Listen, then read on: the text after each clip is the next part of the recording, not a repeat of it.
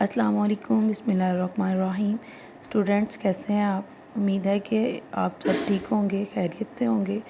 جی تو بیٹا آپ کا فرسٹ ٹرم کمپلیٹ ہو چکا ہے۔ آج ہم سیکنڈ ٹرم کا فرسٹ لیکچر سٹارٹ کریں گے، ٹھیک ہے۔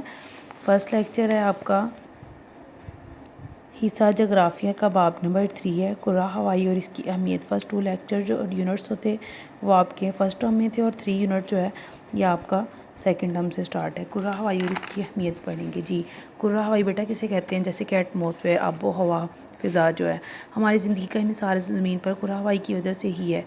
جیسے کہ بیٹا آپ زمین پہ جیسی آب و ہوا ہوگی ویسے ہی آپ کا رہن سہن ہوتا ہے، ویسے ہی آپ کا پہناوا ہوتا ہے۔ ایسا ہی ہوتا ہے نا کہ سردیاں آتی ہیں تو آپ بالکل گھروں میں رہتے ہیں، اپنے آپ کو کور کر کے رکھتے ہیں، ان کے کپڑے پہنتے ہیں، موٹے کپڑے پہنتے ہیں، اور جبکہ بنسبتاً گرمی کے بالکل آپ جو ہیں اپنے ڈریس اپ اور ہر چیز آپ کا کھانا پینا رہن سہن ہر چیز بالکل کیا ہوتی ہے، ڈفرینٹ ہوتی ہے۔ اسی طرح بیٹا یہ سب کچھ کس پہ افیکٹ کرتا ہے، کس پہ اثر کرتا ہے، یا کس کی وجہ سے ہوتا ہے؟ یہ آپ کرہ ہوائی کی وجہ سے ہی ہوتا ہے، ٹھیک ہے۔ کرہ ہوائی ایک ایسا غلاف کی مانند ہے، ایک ایسے غلاف کی مانند جس نے کشش ثقل کی وجہ سے ہماری زمین کو چاروں طرف سے لپیٹ رکھا ہے۔ اس کی زمین کے ساتھ ایک کشش ہے، ٹھیک ہے، جس نے کیا کیا ہے، چاروں طرف سے اس کو لپیٹ رکھا ہے، بلکہ مکمل ڈانپ رکھا ہے۔ کرہ ہوائی مستقل گیسوں، تغیر پذیر گیسوں اور آلودگیوں سے مل کر بنا ہے۔ اس میں آلودگی ہوتی ہے، گیسز ہوتی ہیں، ٹھیک ہے، یہ بالکل ان سے مل کر بنتا ہے۔ آپ کو ہوا میں کبھی ذرات نظر آ رہے ہوتے ہیں،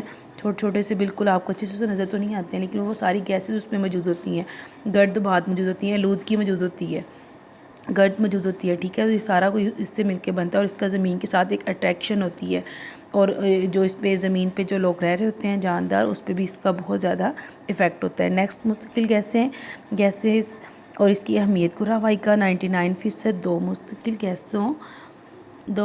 گیسوں اور آکسیجن اور نائٹروجن پر مشتمل ہے۔ نائٹروجن آکسیجن جو آپ کی ہوا میں بہت اہم کردار ادا کرتی ہے، ٹھیک ہے۔ 99% جو حصہ ہے آکسیجن نائٹروجن آکسیجن پر مشتمل ہوتا ہے، جبکہ دوسری تمام گیسز کا حصہ جو ہے قریباً 1% ہے۔ 99% میں آکسیجن کی مقدار قریباً کتنی ہے؟ 21%، اور نائٹروجن کی مقدار قریباً کتنی ہے؟ 78% ہے۔ اس کو آپ نے ان کی ریڈنگز کو اچھے سے یاد کرنا ہے، جو میں انڈر لائن کر رہی ہوں۔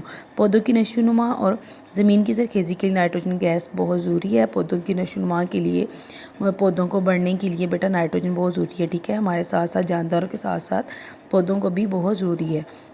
آگ بجھانے کے لیے بھی اسی گیس کا استعمال کیا جاتا ہے۔ زمین کا دار و مدار آکسیجن پر ہے۔ سانس کے ذریعے آکسیجن جسم میں جاتی ہے اور خون میں شامل ہو کر ہماری خوراک کو جلا کر بالواسطہ طور پر توانائی فراہم کرتی ہے۔ آکسیجن کے بغیر زمین پر زندگی کا وجود ناممکن ہے۔ اگر آکسیجن گیس نہیں ہوگی تو ہمارا بالکل بھی رہنا سہنا جانداروں کا بالکل بھی ممکن نہیں ہو سکتا۔ کوئلہ، تیل اور قدرتی گیس کو جلنے کے لیے بھی آکسیجن کی ضرورت ہوتی ہے، ٹھیک ہے۔ اس کو آپ نے انڈر لائن کرنا ہے، انفارمیشنز کو آپ نے ضرور لازمی یاد کرنا ہے، آپ کو ایز اے MCQs یاد ہونے چاہیے۔ تغیر پذیر گیسیں اور ان کی اہمیت۔ تغیر پذیر گیسوں میں آبی بخارات، اوزون گیس کا کاربن ڈائی آکسائڈ زیادہ اہم ہے، ان کی اہمیت سے انکار نہیں کیا جا سکتا۔ کاربن ڈائی آکسائڈ گیس تمام گیسوں سے باری ہے۔ یہ گیس بھی زندگی کے لیے بہت ضروری ہے، کیونکہ یہ دوسرے اجزاء کے ساتھ مل کر کاربوہائیڈریٹس بناتی ہے، جو پودوں اور حیوانات کے لیے بہت ضروری ہے۔ یہ گیس گرمی کو جذب کر کے درجہ حرارت کو معتدل رکھتی ہے۔ دوسری تغیر پذیر گیس اوزون O3، ٹھیک ہے۔ O3 آکسیجن سے ہی بنی ہوئی گیس ہوتی ہے، یہ اوزون ہوتی ہے، اس میں آکسیجن کی تعداد کتنی ہوتی ہے؟ O3۔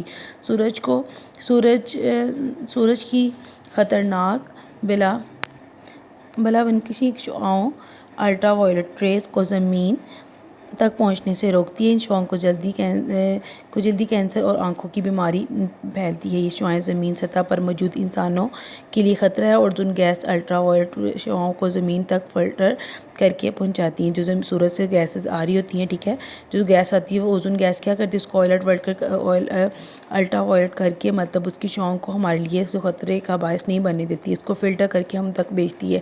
یہ گیس کرہ ہوائی میں سطح زمین سے قریباً 17 سے 50 کلومیٹر کی بلندی، یا آپ کو اس کو میں نے انڈر لائن کیا، اس کو آپ نے یاد کرنا ہے۔ کی بلندی اس کے درمیان موجود ہے. کتنی بلندی پہ موجود ہے؟ 17 کلومیٹر سے 50، مطلب ہم سے اوپر 17 اور 17 سے مزید 50 کلومیٹر تک کی بلندی پہ یہ موجود ہوتی ہے، جو سورج کی ریز کو جو بہت افیکٹڈ ہوتی ہیں اس کو فلٹر کر کے بالکل نقصان سے جو ختم کر کے ہم تک بھیجتی ہے.